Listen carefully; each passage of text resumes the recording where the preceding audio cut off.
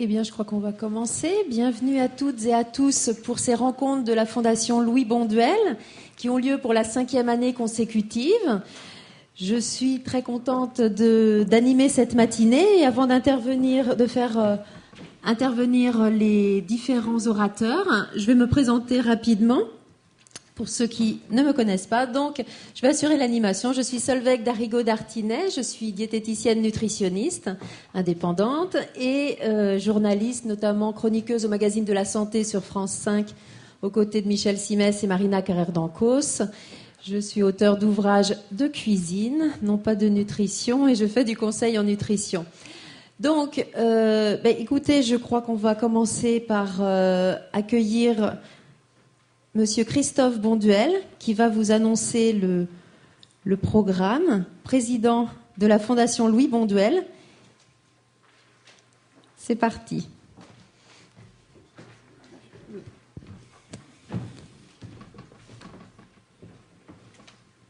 Bonjour à tous et à toutes.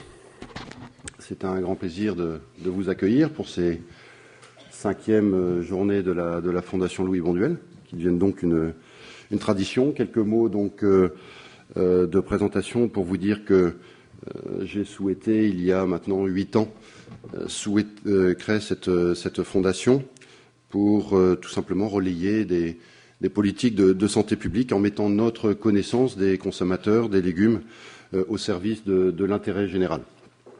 Donc depuis maintenant 2004, la Fondation Louis Bonduelle soutient la recherche, diffuse l'information au plus grand nombre et développe des actions de sensibilisation vers les publics qui en ont le plus besoin, les enfants, les adolescents, les jeunes adultes, les étudiants, les publics précaires. Ce soutien à la recherche, nous le faisons depuis le début sous plusieurs formes. D'abord, le prix de recherche Louis Bonduelle aide à la réalisation du travail de recherche d'un jeune chercheur en nutrition ou un chercheur sur les comportements alimentaires. Dès 2005, année de la création de ce prix de recherche, ça a été un succès international. Nous avons en effet reçu des candidatures de nationalités extrêmement différentes et cette année, j'ai souhaité, compte tenu de la qualité des candidatures, doubler les efforts envers ce prix de recherche par la remise de 2 prix de 10 000 euros. Cet axe recherche se décline également depuis sa création, puisque nous sommes cofondateurs d'une autre fondation reconnue d'utilité publique, qui s'appelle la Fondation Cœur et Artères, et qui a pour vocation de lutter contre les maladies cardiovasculaires et les pathologies associées, diabète, obésité, etc.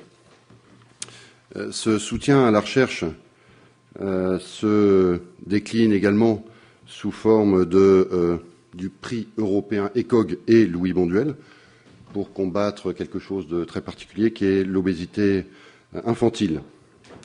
Et sous forme, là aussi, donc d'un prix annuel. En partenariat avec l'ECOG, ce prix qui regroupe des praticiens hospitaliers, il nous a semblé intéressant d'aider les chercheurs qui sont également en prise avec donc la réalité du terrain. Ce prix, en 2011, a été décerné à l'équipe du professeur Gareth Stratton. Il est présent ce matin et je le remercie pour présenter ses travaux. L'appel à candidature 2012 a d'ores et déjà démarré sur notre site Internet. Sur le plan des réalisations de la Fondation, comme je le disais, la Fondation Louis Bonduelle met son savoir-faire à la disposition de tous via son site Internet et ses actions sur le terrain. J'ai souhaité que cette fondation agisse de manière internationale dès ses débuts. C'est pourquoi elle est active aujourd'hui non seulement en Europe, dans 4 pays, en Italie, en Belgique, aux Pays-Bas, en France, mais également, dorénavant et depuis l'année dernière, au Canada. Dans tous les pays où elle est présente, la Fondation met en place des actions de sensibilisation vers les publics prioritaires en matière de prévention, les enfants, les jeunes adultes, les publics précaires. Ces actions ont notamment les particularités suivantes. Elles sont concrètes, elles sont mesurables et elles s'appuient sur l'expertise de spécialistes indépendants. Les dernières réalisations, pour n'en citer que quelques-unes, en France par exemple, la conception d'une action à destination des personnes âgées que nous allons d'ailleurs vous présenter aujourd'hui. Un autre exemple en Italie, la Fondation a créé le jeu du potager, une action ludo-éducative qui sensibilise les enfants à une meilleure alimentation en les mettant en contact avec le monde du légume. Les ateliers sont déployés par la Fondation dans les principales villes d'Italie, avec notamment en mai dernier à Bologne, à Gênes, à Milan, en association avec Ikea.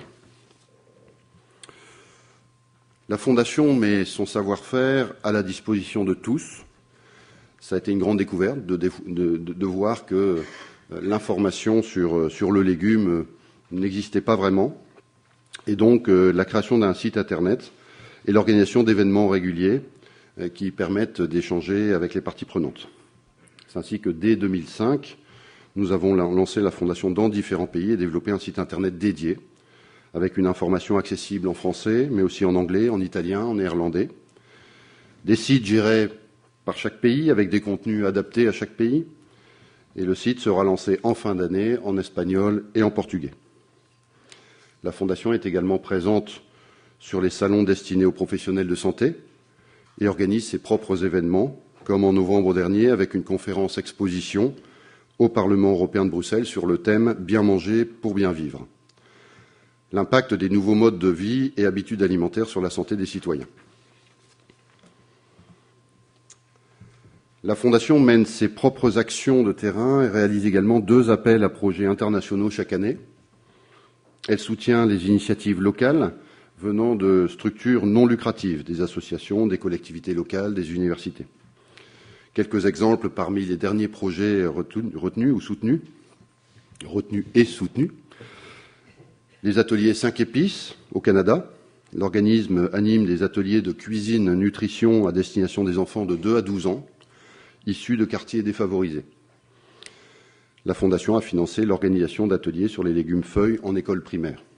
Un autre exemple en France, l'association Les Blouses Roses d'Avignon. Celle-ci s'adresse aux malades de tout âge, du bébé à la personne âgée, par des activités ludiques, créatives ou artistiques. Créée en 1944, cette association est composée de plus de 4000 bénévoles, répartis dans 73 comités, qui interviennent dans 500 hôpitaux.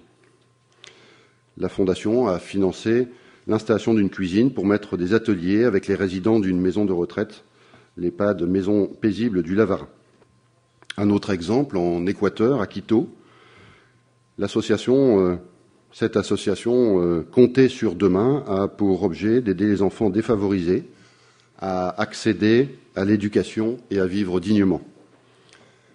La Fondation Louis Bonduel a financé un programme pédagogique sur la culture de légumes pour améliorer l'état nutritionnel des enfants issus des quartiers les plus pauvres de Quito. Les appels à projets, nous recevons chaque année toujours plus de dossiers, ce qui exprime des besoins manifestement croissants. Au total, depuis son origine, nous avons instruit plus de 600 dossiers. Cela nous enseigne d'une part que l'alimentation progresse au cœur des enjeux de santé publique et des préoccupations, et d'autre part, nous permet de découvrir de nouvelles solutions originales. J'ai souhaité que les appels à projets de la Fondation n'aient pas de frontières.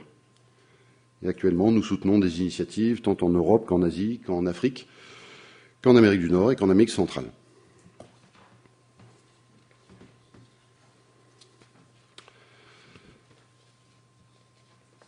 La première édition des rencontres de la Fondation, comme aujourd'hui, date de 2008.